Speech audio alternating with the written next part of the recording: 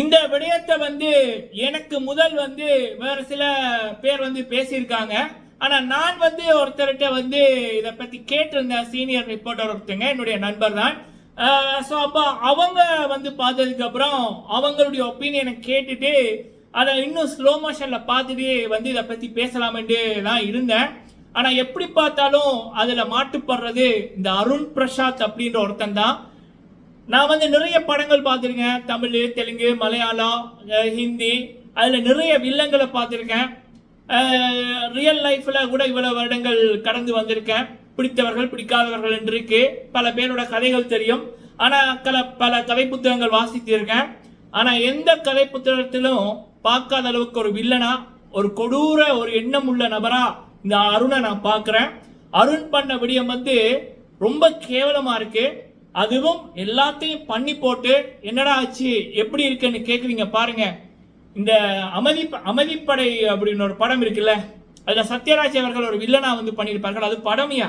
இது ரியல் லைஃப்ல எப்படி பண்றீங்க பாருங்க. அருண் சத்தியமா கேவலமா இருக்கு. அருண் சத்தியமா கேவலமா இருக்கு. மக்களே, ராணவுக்கு கை உடைஞ்சது எங்க தெரியுமா? ராணவ் அவர்கள் ஃபர்ஸ்ட் ரவுண்டில் அவர் அந்த செங்கல்ல எடுத்துட்டு வச்சு கொடுப்பாரு. அப்ப கொடுத்துட்டு வேற கொடுக்க இங்க மஞ்சரி கிட்ட பாதுகாக்க ஜெஃப்ரி எடுத்துட்டு போயிடுவான். அப்ப ஜெஃப்ரி கிட்ட இருந்ததை இவர் ராணவ் எடுக்க போவாரு.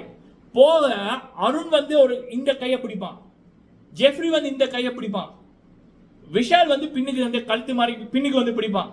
அதற்கு முதல் அந்த விடயம் நடக்க முதல் இந்த அருண் பிரசாத் ராணவ் செங்கல் எடுத்து தான் போனாரு.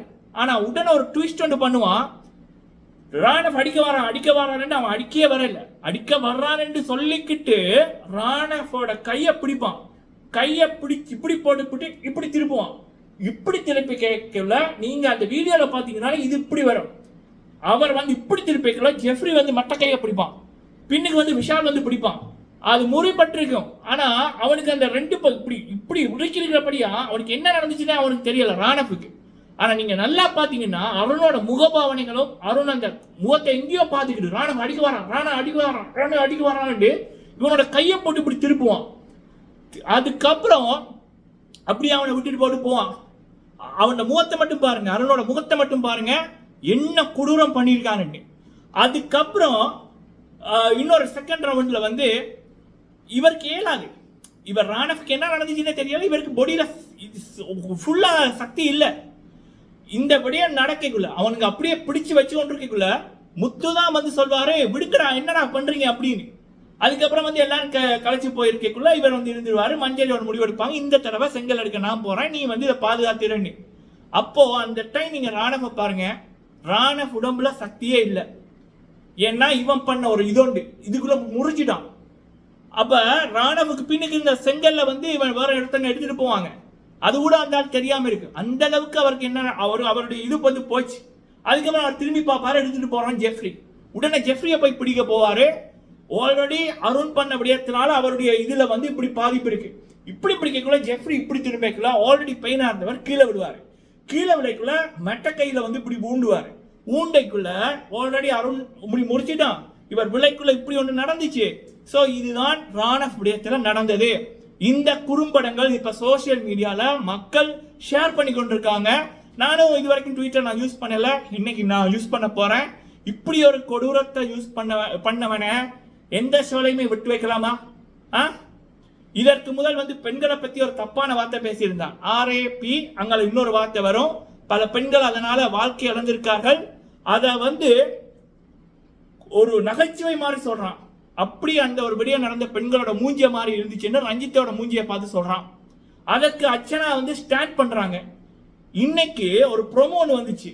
அதுல இவன் ராணவுக்கு உதவுற மாதிரி போவான். அதை பார்த்துட்டு திஸ் இஸ் மை மேன் அந்த அம்மா போடுது. அத்தனை கொடூரத்தையும் பண்ணவனு வந்தான்.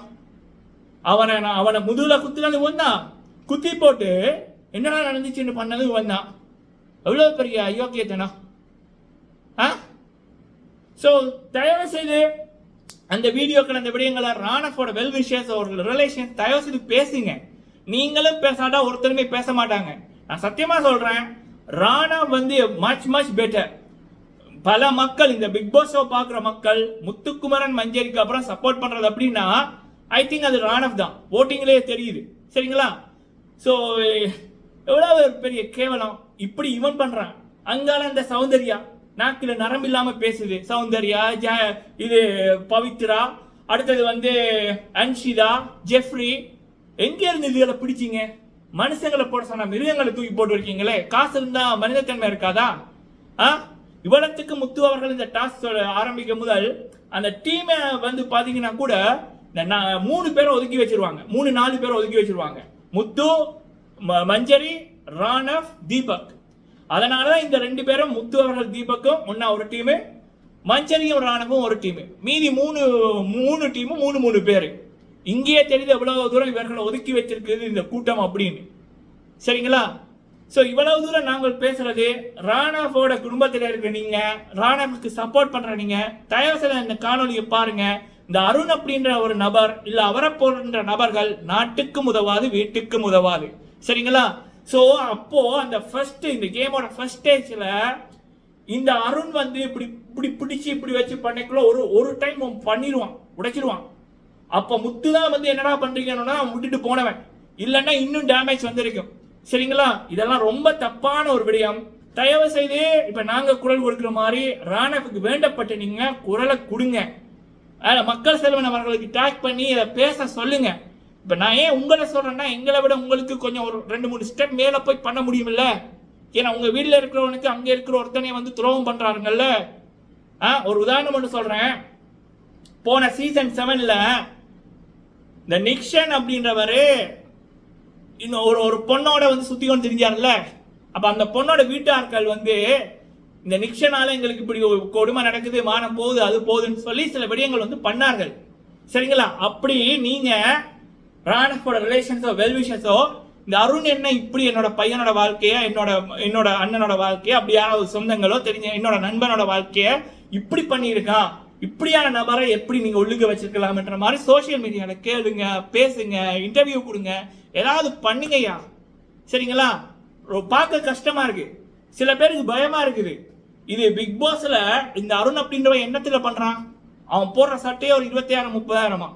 அப்ப அந்த பணக்கார திமிர்ல தானே வந்து பண்றான். அப்ப முத்துவ போல இருக்கிறவங்க, ராணவ போல, மஞ்சரிய போல இருக்கிறவங்க வாழ்க்கையில சாதிக்கணும் என்ற இளைஞர்களுக்கு இப்படியான பாம்புகள், அருணை போல பாம்புகளை, இந்த சௌந்தர்யாவை போல இந்த ஓனாய்களை, அதாவது பணத்தை வச்சு எதையும் பண்ணலாம் என்று நினைக்கிற நபர்களை பார்க்க பயமா கிடக்குது. எங்களுடைய திறமைக்கு இவங்க வந்து இப்படி தடையா இருக்காங்களே, திறமை இல்லாதவர்கள் அப்படின்னு பயமா இருக்கு. தயவு செய்து ராணவ் சைட்ல இருந்து யாராவது குரலை கொடுங்க, அவங்களுக்கு தெரிஞ்சவங்க. நன்றி.